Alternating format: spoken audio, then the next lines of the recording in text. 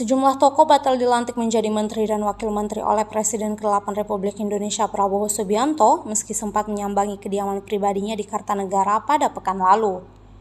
Beberapa tokoh ini diantaranya mantan Kepala Staf Angkatan Darat Dudung Abdurrahman, artis Raffi Ahmad, eks-politisi PDIP Budiman Sujatmiko, musisi Yovie Widianto, dan ulama Gus Miftah.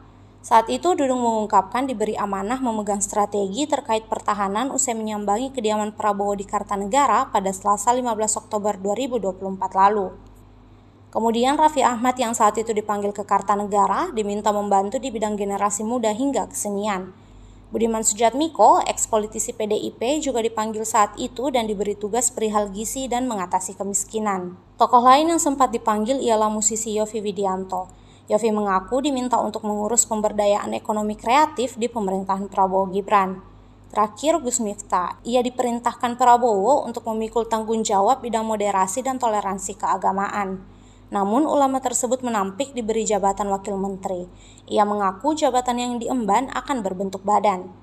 Diketahui Prabowo memanggil 108 tokoh dan elit politik ke kediamannya di Jalan Kartanegara, Jakarta Selatan pada Senin 14 Oktober dan Selasa 15 Oktober 2024. Namun, hanya 92 elit politik yang dilantik Presiden Prabowo Subianto sebagai menteri, kepala lembaga, dan wakil menteri dalam Kabinet Merah Putih di Istana Merdeka, Jakarta pada Senin 21 Oktober 2024.